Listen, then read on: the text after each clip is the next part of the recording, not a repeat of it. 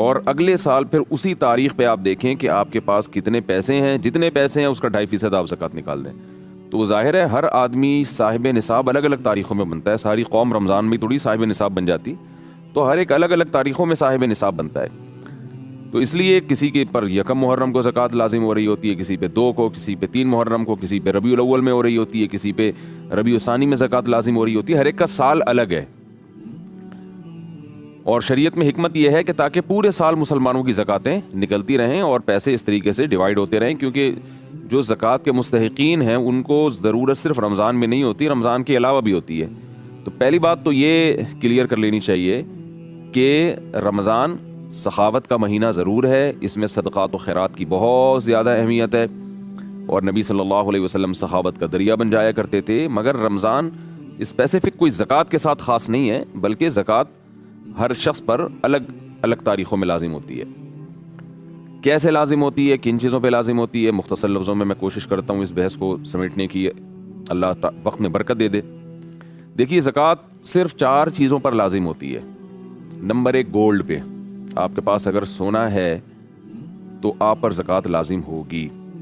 7.5 तोला सोना पर ज़कात लाजिम होती थी, अब 7.5 तोले पर नहीं, बल्कि सोने के साथ आपके पास अगर 1 रुपया भी है या और कोई दूसरी चीज़ है जिस पे ज़कात वाजिब होती है, जो मैं अभी इंशाल्लाह बताऊंगा, तो फिर सोने का निसाब 7.5 तोले सोना नहीं रहता। याद रखिए, 7.5 तोले सोने पर ज़कात उस सूरत में लाजिम होती है कि किसी के पास 7.5 तोला सोना के अलावा बाकी ज़कात का माल बिल्कुल भी ना हो, यानी वो माल बिल्कुल भी ना हो जिस पे ज़कात होती है। तो ऐसा आजकल मेरा ख्याल है शायद ही कोई दुनिया में आदमी हो या औरत हो जिसके पास सिर्फ सोना हो और 1 रुपया भी उसके पास ना हो।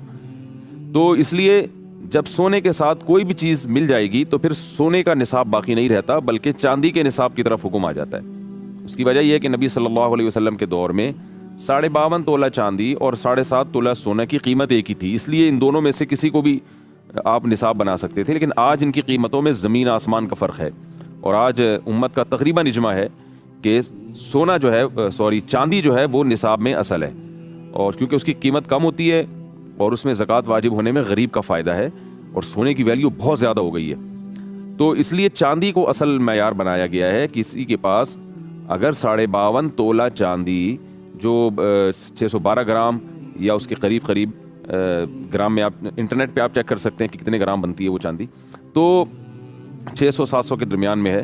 तो ये जो इतने ग्राम चांदी या उसकी कीमत के बराबर अगर किसी के पास सोना होगा या चांदी होगी या कैश रकम होगी या माल तिजारत होगा तो उस पर ज़कात लाजिम हो जाएगी। तो 4 चीज़ों में पहली चीज़ क्या हुई? सोना, उसकी वैल्यू लगाई जाएगी। दूसरी चीज़ है चांदी, चांदी की वैल्यू लगाई जाएगी। तीसरी चीज़ है कैश अमाउंट, कैश रकम। आपके पास कैश रकम अगर मौजूद है, ज़रूरत के लिए हो या बग़ैर किसी ज़रूरत के हो, बहरहाल उस पर ज़कात लाजिम होती है। लोग कहते हैं हमने ये पैसे रखे हुए हैं हज करने के लिए, हमने ये पैसे तो रखे हुए हैं मकान ख़रीदने के लिए, तो उससे कोई फ़र्क नहीं पड़ता। कैश अमाउंट आपके पास है, आपका ज़ाती है, तो आप पर ज़कात लाजिम है। आपने अगर कैश अमाउंट किसी को कर्ज़ दिया हुआ है और वापस मिलने की उम्मीद भी है आपको, तो उस पर भी ज़कात वाजिब है। चौथी चीज़ जिस पर ज़कात लाजिम होती है वो है माल तिजारत। माल तिजारत का मतलब ये होता है कि वो चीज़ें जो आपने बेचने के लिए ख़रीदी हैं उन पर भी ज़कात लाजिम है। आपने कोई प्लॉट ख़रीदा, ख़रीदते हुए आपकी नीयत थी कि मैं इसको बेचूंगा, तो ये तिजारत का माल कहलाएगा। इस प्लॉट पर भी ज़कात वाजिब है, इसकी भी वैल्यू लगाई जाएगी। अगर आपने प्लॉट ख़रीदा इस नीयत से नहीं कि मैं बेचूंगा, वैसे ही ख़रीदा आपने कि देखेंगे बाद में क्या करना है, बाद में आपको बेचने का ख्याल आ गया, इस पर ज़कात लाजिम नहीं है।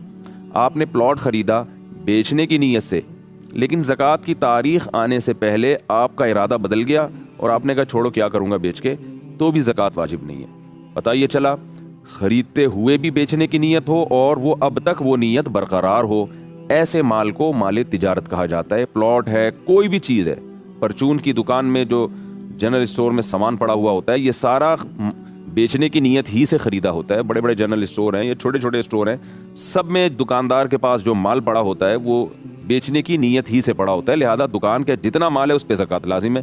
खुद उस दुकान पे लाजिम नहीं है, क्योंकि दुकान बेचने के लिए नहीं ख़रीदी होती, रेंट पे देने के लिए ख़रीदी होती है, या उसमें बिजनेस के लिए ख़रीदी होती है, यानी उसमें माल डाल के बेचने के लिए ख़रीदी होती है। और अगर किसी ने दुकान इस नीयत से ख़रीदी कि मैं ये दुकान ख़रीद रहा हूँ और मैं ये इस दुकान ही को बाद में बेचूंगा, ख़रीदते हुए यही नीयत हो, तो फिर उस दुकान पर भी ज़कात लाजिम है। आपने मकान ख़रीदा बेचने की नीयत से, मकान पर ज़कात लाजिम है। आपने मकान ख़रीदा बेचने की नीयत नहीं थी, रेंट पे देना चाहते हैं या रहना चाहते हैं या कंफ्यूज हैं कि पता नहीं क्या करूँगा, तो उस पर ज़कात लाजिम नहीं है। उसके रेंट पे ज़कात लाजिम है, वो मैं आपको बताता हूँ कैसे लाजिम होती है। तो दोबारा मैं रिपीट कर देता हूँ, 4 चीज़ों पे ज़कात होती है, गोल्ड पे, चांदी पे और कैश अमाउंट पे और माल तिजारत पे।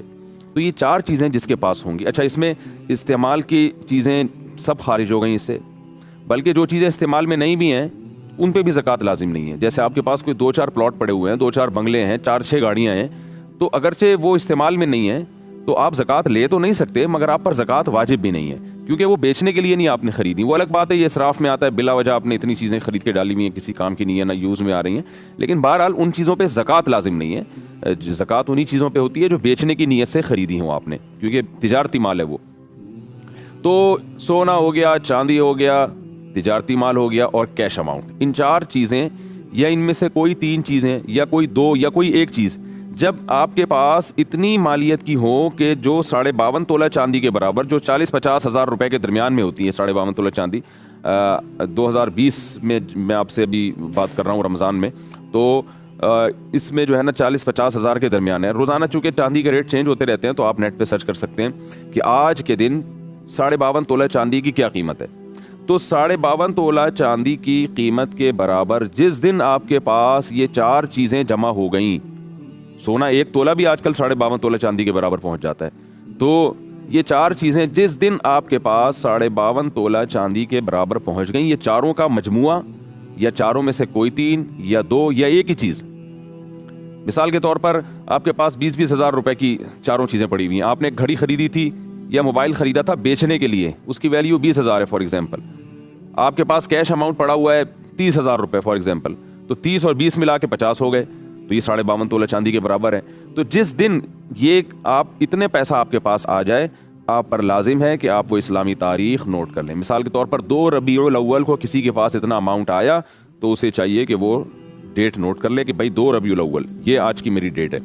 अब होगा क्या, अब आपने दरमियान में नहीं देखना साल के कि क्या आ रहा है क्या जा रहा है, इतना सख्ती का शरीयत ने मुकल्लफ नहीं बनाया कि अब किस किस चीज़ पे साल गुजर रहा है, ना ना ना ना, बस आप साहिब निसाब बन गए। 2 रबीउल अव्वल को फॉर एग्जांपल आपने वो तारीख नोट कर ली कि भाई मैं अल्लाह ने मुझे साहिब निसाब बना दिया, मालदार बना दिया। यानी शरीयत की टर्म में ऐसे आदमी को मालदार कहा जाता है। अक्सर ये दौलत इतनी इंसान के पास उस वक्त आती है या तो कोई कंवारा छड़ा छाट उसकी जो है ना जॉब लग जाए, तो पहली सैलरी जब मिलती है तो उमूमन साहिब निसाब बन जाता है। लड़कियों की जब शादी होती है तो उनको गोल्ड मिलता है शौहर की तरफ से या ससुराल की तरफ से या अब्बा अम्मा की तरफ से, तो वो जो गोल्ड उनको मिलता है तो वो उन लड़कियों पर लाजिम है जिस दिन वो गोल्ड उनको मिले, हैंड ओवर हो, वो फ़ौरन डेट नोट कर लें। तो या किसी के वालिद का इंतकाल हो जाए तो विरासत ट्रांसफ़र हो जाती है। तो इस तरह कुछ चीज़ें हैं कि अगर आप वो डेट भूल गए हैं तो इस तरह से आप अंदाज़ा लगा सकते हैं और वो डेट आप नोट कर लें। अगर याद नहीं है वो डेट तो फिर तौबा इस्तिग़फ़ार करें और फिर गौर व फिक्र करके कोई भी डेट मुतय्यन करें आप। तो जब 2 रबीउल अव्वल फॉर एग्जांपल आपके पास ये 4 या 3 या 2 या एक चीज़ इतनी आ गई तो आप साहिब निसाब हो गए। अब आपने क्या करना है कि पूरे साल नहीं देखना क्या आ रहा है क्या जा रहा है, उसका हिसाब रखने की बिल्कुल भी ज़रूरत नहीं है। अगले साल 2 रबीउल अव्वल को आपने फिर दोबारा हिसाब करना है कि अब मेरे पास कितने पैसे पड़े हुए हैं। अगर आपके पास 52.5 तोला चांदी या उसकी कीमत के बराबर या उससे ज़्यादा अमाउंट है, चाहे पैसों की शक्ल में, यानी ये 4 चीज़ों को मिला के या इन 2 या एक चीज़ का इतना है कि यानी अभी भी आप साहिब निसाब हैं, तो जितना है उसका 2.5% आप ज़कात में दे दें।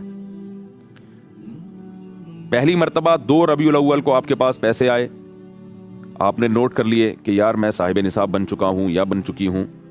अगले साल आपने 2 रबीउल अव्वल को हिसाब करना है, यानी जैसे ही तारीख चेंज होती है ना, चांद सूरज गुरूब होता है और तारीख चेंज हो जाती है इस्लामी तारीख, तो आपने 2 रबीउल अव्वल को देखना है कि भाई मेरी जेब में कितने पैसे हैं।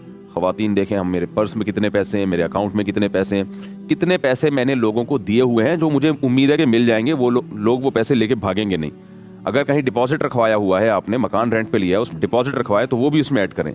ये तमाम चीज़ें आपने उस दिन ऐड करने के बाद आपने डायरी में लिखना है भाई आज की तारीख में मेरे पास इतनी मालियत का सामान मौजूद है, ये 4 चीज़ों में जो मैं बार बार रिपीट कर रहा हूँ, इतनी मालियत का मेरे पास सामान मौजूद है। अब आपने इसमें से अपने कर्ज़ों को माइनस करना है। आपने कहा ये रकम फॉर एग्जांपल 2 लाख या 4 लाख या 5 लाख बनती है। जो बेचने के लिए मोबाइल आपके पास है वो भी आपने ऐड कर लिया, गोल्ड भी ऐड कर लिया, चांदी भी ऐड कर लिया, जो चीज़ें हैं बस वही रखी। आपके पास कुछ भी नहीं है लेकिन अमाउंट इतना पड़ा हुआ है 70,000 रुपये फॉर एग्जाम्पल, तो वो आपने नोट कर लिया कि भाई मिसाल के तौर पर ये टोटल अमाउंट बनता है 5 लाख रुपए का। आपने डायरी में नोट कर लिया भाई 5 लाख रुपए की मालियत की चीज़ें मेरे पास, ये 4 चीज़ें मेरे पास मौजूद हैं। फिर आपने क्या करना है कि मैंने लोगों को पैसे देने कितने हैं, कुछ कर्जे आपके ऊपर भी होंगे, तो आपने वो तमाम कर्जों को जो आपने देने हैं वो इसमें से माइनस करने हैं। भाई सत्तार भाई के 20,000 रुपये बनते हैं और मेरी कमेटी निकली थी 2 महीने पहले, वो मैं खा गया था, तो यानी खा गया का मतलब मैंने इस्तेमाल कर ली थी, तो कमेटी तो मैं एडवांस में ले चुका हूँ। अब मैंने जो कमेटी की किस्तें जमा करानी है वो किस्तें भी आप इसमें डाल दें। और अगर आपकी अभी कमेटी निकली नहीं है बल्कि आप किस्तें जमा करा चुके हैं कमेटी की, कमेटी आपकी अगले महीने निकलेगी, तो ये पैसे चूंकि आपके हैं जो लोगों ने लौटाने हैं, तो ये भी निसाब में आप शामिल कर लें, इनकी भी ज़कात आपको देनी है। कमेटी पहले निकल चुकी है तो फिर जो रकमें आपने देनी है कमेटी की वो माइनस कर दें और जो लेनी है वो प्लस कर दें। तो इस तरह से आपने जो कर्जे लोगों से लेने हैं वो प्लस करें, जो पब्लिक को देने हैं वो आपने माइनस कर दें। प्लस माइनस करने के बाद जो अमाउंट बचेगा 2 रबीउल अव्वल को, ये मैं 2 रबीउल अव्वल इसलिए बता रहा हूँ कि मैंने ऐसे शख्स को फर्ज किया जो 2 रबीउल अव्वल को साहिब निसाब हुआ था। ऐसा ना हो कि लोग 2 रबीउल अव्वल को पकड़ के बैठ जाएंगे कि 2 को ज़कात वाजिब होती है, कोई नया मसला आया सामने। तो एक मिसाल दे रहा हूँ। तो प्लस माइनस करके जो अमाउंट आपके पास बाकी बचेगा उसको आपने 40 पे डिवाइड करना है। मिसाल के तौर पर 2 रबीउल अव्वल को आपने तमाम असासे जो 4 चीज़ों पर मुश्तमिल थे वो आपने काउंट किए, प्लस माइनस किए। फॉर एग्जांपल 5 लाख रुपए बन रहे हैं, उसमें आपने वसीम भाई के पैसे देने हैं, सत्तार भाई के देने, और चमूनी आपा के इतने पैसे, कोई खातून है उन्होंने चमूनी आपा से उधार लिया हुआ था वो देना है। ये सारी चीज़ें आपने प्लस माइनस करके जवाब आ रहा है जी आपका, हो सकता है जवाब 5 लाख के बजाय 6 लाख आए, क्योंकि हो सकता है आपने लेने ज़्यादा हो देने कम हो। ये भी पॉसिबल है कि 4 लाख जवाब आए। तो जो भी जवाब आया आपने, और 4 करोड़ भी हो सकता है, वही तो जिसके पास दौलत है उस ज़्यादा है उसकी ज़कात ज़्यादा बनती है, कम है तो कम ज़कात बनेगी। तो आपने उस अमाउंट को डिवाइड कर दिया 40 से, कैलकुलेटर में डिवाइडेड बाय 40, क्योंकि 40 से डिवाइड करेंगे तो 2.5% जवाब आता है। जो जवाब आए उसको आपने डायरी में नोट कर लिया कि आज की तारीख में मुझ पर इतने पैसे ज़कात के वाजिब हैं, यानी 100 रुपये में 2.5 रुपये बनते हैं, वो 1 लाख में 2,500 बनते हैं, तो 10 लाख में 25,000 रुपये बनते हैं। तो 10 लाख की ज़कात बन गई आपकी 25,000 रुपये। आपने नोट कर लिया भाई 25,000 रुपये। अब आपने क्या करना है कि ये आपको पता चल गया भाई 25,000 है, आपने अपने घर वालों को बता देना भाई 25,000 ज़कात मुझ पर वाजिब है, मैं अगर मर गया, मेरा इंतकाल हो गया तो ये मेरे विरासत से निकाल देना। अब आप मुस्तहिक को तलाश करें, कहाँ देने हैं, सोचें, गौर करें। सबसे पहले आपने अपने करीब के गरीब रिश्तेदारों में देखना है। गरीब की डेफिनेशन क्या है ये भी मैं आपको बता दूं। गरीब के पास भी ये 4 चीज़ें और एक और चीज़ गरीब ऐड करेगा, यानी सोना, चांदी, तिजारती माल और कैश अमाउंट, और एक और चीज़ ऐड करनी पड़ेगी कि वो चीज़ जो पूरे साल इस्तेमाल नहीं होती। यानी गरीब के गुर्बत के निसाब में 4 के बजाय 5 चीज़ें देखी जाती हैं। आप जिसको ज़कात देना चाहते हैं ना, उसके पास 5 चीज़ें, या उनमें से 4 या उनमें से 3 या उनमें से एक चीज़ 52.5 तोला चांदी के बराबर नहीं होनी चाहिए। 4 चीज़ें तो वही हैं, सोना, चांदी, माल तिजारत और कैश नकदी रकम। 5वीं चीज़ है ज़रूरत से ज़ायद सामान। अगर किसी गरीब के पास ज़रूरत से ज़ायद सामान इतना है कि वो 52.5 तोला चांदी के बराबर पहुंच जाता है तो आप उसको ज़कात नहीं दे सकते। और ज़रूरत से ज़ायद सामान की डेफिनेशन ये है कि वो सामान जो पूरे साल इस्तेमाल में ही नहीं आ रहा। किसी गरीब के पास एक प्लॉट है, पूरा साल गुजर जाता है, वो इस्तेमाल में ही नहीं आता, बल्कि वो इस्तेमाल में है ही नहीं। अभी इस्तेमाल में ना होने का मतलब ये है कि ना वो रेंट पर दिया हुआ है उसने, ना वो उस पर रह रहा है, तो बस एक प्रॉपर्टी पड़ी हुई है, तो ये इसकी अलामत है ये सामान ज़रूरत से ज़ायद है। वो अलग बात है उसने रखा हुआ है अपनी किसी फ्यूचर की ज़रूरत के लिए, बच्ची की शादी के लिए, बच्चे की शादी के लिए, लेकिन शरीयत की इस्तिलाह में इसको ज़रूरत नहीं कहते। ज़रूरत का मतलब जो इस्तेमाल में आ रही हो। तो इसलिए ऐसे आदमी को ज़कात नहीं दे सकते जिसके पास कोई प्लॉट हो, प्रॉपर्टी, और वो इस्तेमाल में ना हो। तो लोग कहते हैं हमने आड़े वक्त के लिए रखा हुआ है, तो भाई आड़ा वक्त आ गया ना, अब आप गरीब हैं, आप ज़कात के मुस्तहिक़, तो आड़ा वक्त आ तो गया, अब आप उसे बेच के अपनी ज़रूरत पूरी करें। आप ज़कात नहीं ले सकते लोगों से। बाज़ लोगों ने गोल्ड रखा हुआ होता है और ज़कात मांगते फिर रहे होते हैं, उनसे कहा जाए कि भाई ज़कात क्यों मांग रहे हो, तुम्हारे पास तो सोना है। वो जवाब में कहते हैं ये सोना तो हमने आड़े वक्त के लिए रखा हुआ है। तो भाई और कौन सा आड़े वक्त की और क्या डेफिनेशन है? यही तो आड़ा वक्त आ गया कि आपके पास जो है वो अब मजबूर हो गए तो शरीयत कहते हैं मजबूरी में पहले अपना माल बेचो, फिर लोगों से आप ज़कात ले सकते हैं। पहले अपना गोल्ड बेचें, और बाकी ये आड़ा वक्त की डेफिनेशन ही यही है कि आप ज़कात मांगने पर आ जाएं। तो इस्लाम कहते हैं पहले अपनी चीज़ खर्च करो, उसके बाद लोगों के पास जाओ ज़कात के लिए। तो हर आदमी ने आड़े वक्त के चक्कर में जो है ना इतनी इतनी प्रॉपर्टी और इतना कुछ जमा करके रखा हुआ होता है। आड़ा वक्त आएगा तो एक खातून थी, उनके पास काफ़ी गोल्ड था, तो उनकी बच्ची की शादी थी, तो वो लोगों से चंदा मांग रही थी कि भाई मेरे साथ मदद करो, मेरी बेटी की शादी है, मेरे पास जहेज़ के लिए नहीं। जहेज़ तो एक लानत है, आपको पता है, लेकिन बहरहाल माशरे में इसके बगैर आजकल शादी लोग करते नहीं हैं। तो जहेज़ के लिए पैसे मांग रही थी। किसी ने कहा तुम्हारे पास इतना गोल्ड रखा है, वो बेचो ना अपनी बेटी के लिए। तो वो कहने लगी वो मैंने आड़े वक्त के लिए रखा हुआ है। तो मुझे जब पता चला, मैंने कहा इन आंटी से जाके कहें कि ये आड़ा वक्त आ गया ना, अब आपकी बच्ची की शादी का मसला है और आड़ा वक्त आ गया तो अब उसको बेचें। तो ये ठीक नहीं है जो हमारे यहाँ, वैसे जहेज़ वेज़ इस्लाम में सही नहीं है, इस पर मैं इंशाल्लाह मुस्तकिल बयान करूँगा। लेकिन एक मिसाल दे रहा हूँ मैं कि आड़े वक्त को पता नहीं क्या डेफिनेशन है लोगों के यहाँ। तो 5 चीज़ें किसी के पास अगर 52.5 तोला चांदी के बराबर हैं तो वो ज़कात का मुस्तहिक नहीं है। हाँ, अगर उस पे पहले मैं 5 चीज़ों को दोबारा डिफाइन कर दूं। 5 चीज़ें या 4 या 3 या 2 या 1, मिसाल के तौर पर कुछ भी नहीं है, लेकिन एक प्रॉपर्टी ही आपको पता है 50,000 तक की तो आजकल कम से कम, यानी प्रॉपर्टी की इतनी वैल्यू तो बहरहाल होती है। तो किसी गरीब के पास ऐसी प्रॉपर्टी है और वो ना किराए पर दी हुई है उसने, ना खुद उसमें रह रहा है, तो फिर उसको ज़कात देने की इजाज़त नहीं है। गरीब के पास अगर सोना या चांदी या कैश अमाउंट पड़ा हुआ है और उसके पास जो है वो ये 52.5 तोला चांदी के बराबर अमाउंट है, तो आप उसको ज़कात नहीं दे सकते। क्यों नहीं दे सकते? लोग कहते हैं बेचारा कैसे ज़िंदगी गुजारेगा, खर्चे तो बहुत होते हैं। तो शरीयत उसे कहेगी पहले वो खर्च करो अपनी ज़रूरत में, फिर आप इस्तेमाल कर, फिर आप ज़कात ले सकते हैं। यानी 50,000 आपके पास अगर पड़े हुए हैं उस गरीब के पास, तो इस्लाम ये कहता है पहले उससे खुद राशन खरीदो, फिर जब आप के पास निसाब से कम रकम हो जाए तो अब आप उसको ज़कात दे सकते हैं। तो ज़कात 4 चीज़ों पे वाजिब होती है, लेकिन ज़कात जिनको दी जाएगी उसके लिए 5 चीज़ें देखना पड़ती हैं। हाँ, ये ज़रूर है कि गरीब के पास भी 5 चीज़ें या 4 या 3 या 2 या 1 चीज़ अगर इतनी है, लेकिन कर्जा उससे भी ज़्यादा है, फिर ज़कात दे सकते हैं। यानी गुर्बत वाले निसाब में भी प्लस माइनस करना पड़ता है।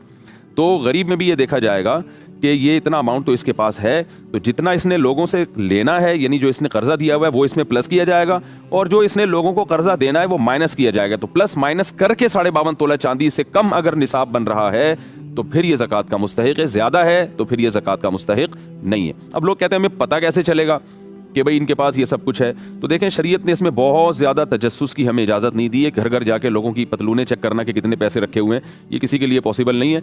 तो उसमें सरसरी सी एक तहकीक कर लेनी चाहिए। आप किसी को ज़कात देना चाहते हैं, थोड़ा से उसके घरेलू हालात आपको पता हों, और एक लमसम अंदाज़ा लगा लें, कुछ क्रॉस क्वेश्चन पूछ के अंदाज़ा लगा लें, भाई तुम्हारे पास सुना है कुछ प्रॉपर्टी है, मैं ज़रा ख़रीदना चाहता हूँ। ऐसा ना बताएं कि प्रॉपर्टी है तो मैं तुम्हें ज़कात देना चाहता हूँ, बताओ प्रॉपर्टी है या नहीं है। तो इस बात का इम्कान है कि वो खुदा न ख्वास्ता झूठ ना बोल दे, कहीं इम्कान होता है। तो आप उससे यूं बात करें, यार मैं कुछ प्रॉपर्टी खरीदना चाहता हूँ, सुना है तुम्हारे पास भी कुछ प्रॉपर्टी है? वो कहे नहीं भाई मेरे पास तो नहीं है। तो बस इतना काफ़ी है। अब हम जाहिर है कोई किरामन कातिबीन की तरह तो नहीं उसके कंधों पे बैठ सकते कि 24 घंटे देखते रहें। थोड़ा सा गोल्ड वोल्ड का अंदाज़ा लगा लिया करें, भाई सोना वोना तो नहीं है तुम्हारे पास? सोना है तो बताओ, अच्छे रेट मिल रहे हैं आजकल मार्केट में, तो इससे वो उगल देगा कि सोना है कि नहीं है। तो इस तरह की कुछ क्रॉस क्वेश्चन हल्के फुल्के पूछ के एक सरसरी सा अंदाज़ा, 100% तहकीक मुमकिन नहीं है, तो सरसरी सा अंदाज़ा लगाएं, आपको समझ में आता है कि मुस्तहिक है। और सबसे पहले रिश्तेदारों से पहल करें, मुस्तहिक है तो भाई ज़कात दे दी जाए। उसके बाद फिर अगर बाद में पता चलता है इसने ड्रामा किया था तो आपकी ज़कात अदा हो गई है, दोबारा देने की ज़रूरत नहीं है। तो ज़कात के मुस्तहिकीन में अल्लाह ने बयान किया कुरान में, फ़ुक़रा हैं, मसाकीन हैं, रिश्तेदार हैं, ये पहले हैं। फिर दीनी मदारिस को भी देनी चाहिए ज़कात। फिर जो है जैसे आजकल एक कोरोना वायरस की वजह से एक वबा फैली हुई है, लॉकडाउन की वजह से बहुत सारे गरीब लोग राशन के मोहताज हैं, उन तक भी पहुँचानी चाहिए। किसी ट्रस्ट पे आपको एतमाद है 100% कि वो ज़कात को ज़कात ही की जगह इस्तेमाल करते हैं, तो उनको भी दे सकते हैं आप। और बेहतर है कि खुद जाके आप ज़कात अदा करें। तो दीनी मदारिस हैं, ये सदक़े जारिया बनते हैं आपके लिए, और मुस्तहिकीन हैं, और आपके गुरबा और मसाकीन हैं। कोई ऐसा हॉस्पिटल है जिसके बारे में आपको ये इत्मीनान है कि ये सही जगह खर्च करेंगे ज़कात को, तो वहाँ भी है। तो ये खूब जहन में रखें कि ज़कात में गरीब को मालिक बनाना ज़रूरी है। मिसाल, गरीब को या उसकी तरफ से कोई नामजद वकील हो, उसको मालिक बनाना ज़रूरी है।